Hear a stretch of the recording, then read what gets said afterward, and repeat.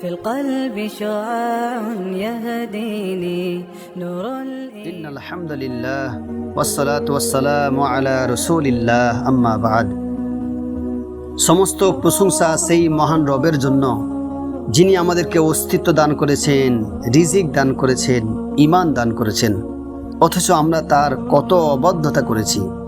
দরুদ ও সালাম বর্ষিত হোক মানবতার মুক্তির দূত আমাদের প্রিয় নবী মুহাম্মদ সাল্লাল্লাহু আলাইহি ওয়াসাল্লামের উপর।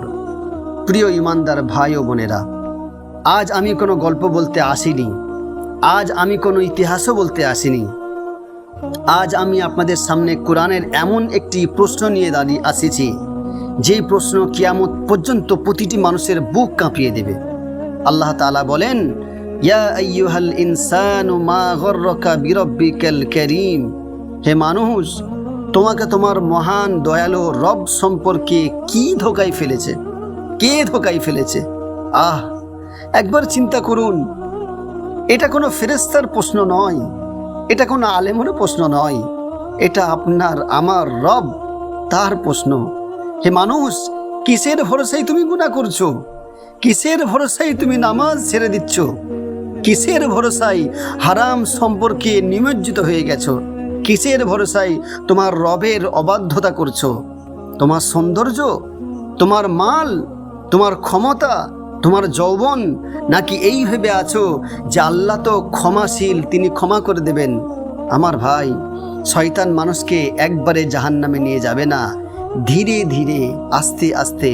প্রথমে সে বলবে এই একটাই তো গুনাহ, তারপরে বলবে ছোট গুনাহ করলে কোনো অসুবিধা নেই, তারপরে বলবে পরে তওবা করে নেবে, তারপরে বলে এখনো তো বয়স আছে, আর একদিন হঠাৎ মৃত্যু এসে বলে সময় শেষ। হাসপাতালের আইসিইউতে যারা মৃত্যুর সঙ্গে লড়াই করছে, তারা কি ভেবেছিল আজই তাদের জীবনের শেষ দিন? যে যুবক আজ কবরের নিচে শুয়ে আছে, সে কি ভেবেছিল গতকাল ছিল তার জীবনের শেষ সূর্যাস্ত? কেউ জানে না। আল্লাহর কসম, মৃত্যু বার্ধক্যের জন্য অপেক্ষা করে না, মৃত্যু অসুস্থতার জন্য অপেক্ষা করে না, মৃত্যু ধনাঢ্যর জন্য অপেক্ষা করে না। মৃত্যু শুধু আদেশের অপেক্ষা করে, আদেশ হলেই সে চলে আসে। আমার ভাই, আমার বোন, আজ যদি আল্লাহ তোমার মোবাইলের গোপন ইতিহাস মানুষের সামনে প্রকাশ করে দেন, আজ যদি তোমার একাকী অবস্থায় করা সমস্ত গুনাহ সবাই জানতে পেরে যায়, আজ যদি তোমার অন্তরের সমস্ত কালো দাগ মানুষ জেনে যায়, তুমি কি মাথা তুলে দাঁড়াতে পারবে? পারবে না। লজ্জায় মাটির সঙ্গে মিশে যাবে তোমার মাথা। কিন্তু সেই আল্লাহ, সেই রব, সেই মহান রব বছরের পর বছর তোমার গুনাহ ঢেকে রেখেছেন।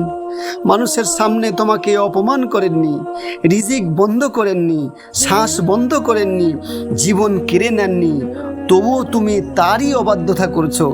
এটাই তো ধোঁকা, এটাই তো প্রতারণা।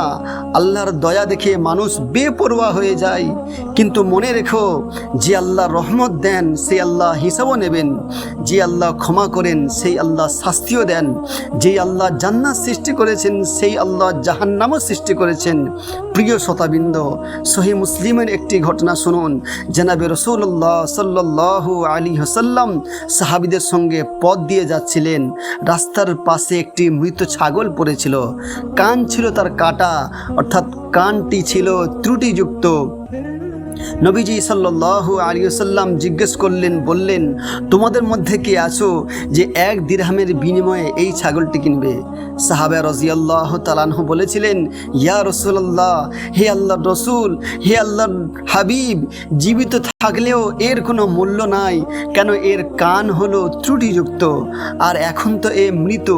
তখন নবীজি সাল্লাল্লাহু আলাইহি ওয়াসাল্লাম বললেন, আল্লাহর কসম, তোমাদের কাছে এই মৃত ছাগল যতটা তুচ্ছ, আল্লাহর কাছে দুনিয়া তার চেয়েও বেশি তুচ্ছ। সুবহানাল্লাহ। যে দুনিয়ার জন্য ভাই ভাইয়ের শত্রু হয়ে যায়, যে দুনিয়ার জন্য মানুষ সুদ খায়, যে দুনিয়ার জন্য মানুষ মিথ্যা বলে, যে দুনিয়ার জন্য মানুষ নামাজ ছেড়ে দেয়, যে দুনিয়ার জন্য মানুষ জান্নাত বিক্রি করে দেয়, আল্লাহর কাছে সেই দুনিয়ার মূল্য একদম নেই। আল্লাহর কাছে সেই দুনিয়ার মূল্য নেই। তাহলে আমরা কি নিয়ে এত অহংকার করি? আজ তুমি এসি রুমে শুয়ে আছো, এসি রুমে ঘুমাও, একদিন অন্ধকার কবরে ঘুমাবে। আজ তুমি নরম বিছানায় শুয়ে আছো, একদিন মাটির বিছানায় শুয়ে থাকবে। আজ তোমার আশপাশে মানুষের সমাগম, একদিন কবরের ভেতর তুমি একা থাকবে, একদম একা। সেখানে বন্ধু থাকবে না, সেখানে ফলোয়ার থাকবে না, সেখানে ক্ষমতা থাকবে না, টাকা থাকবে না, থাকবে শুধু আমল, শুধু আমল, শুধু আমল। আজ রাতেই যদি মালাকুল মউত দরজায় এসে দাঁড়ান, আজ রাতেই যদি জীবনের খাতা বন্ধ হয়ে যায়, আজ রাতেই যদি বলা হয় ফিরে চলো তোমার রবের কাছে, তোমার প্রস্তুতি কি? তুমি কি নামাজ নিয়ে প্রস্তুত? তুমি কি কোরআন নিয়ে প্রস্তুত? তুমি কি তওবা নিয়ে প্রস্তুত? নাকি এখনো ভাবছো আরও সময় আছে? আমার ভাই, আমার বোন, সময় নেই, সময় ফুরিয়ে যাচ্ছে, সময় ফুরিয়ে যাচ্ছে, সময় ফুরিয়ে যাচ্ছে। প্রতিটি নিঃশ্বাস তোমাকে কবরের দিকে নিয়ে যাচ্ছে, প্রতিটি সূর্যাস্ত তোমার জীবনের প্রতিটি পৃষ্ঠা চিনে ফেলছে।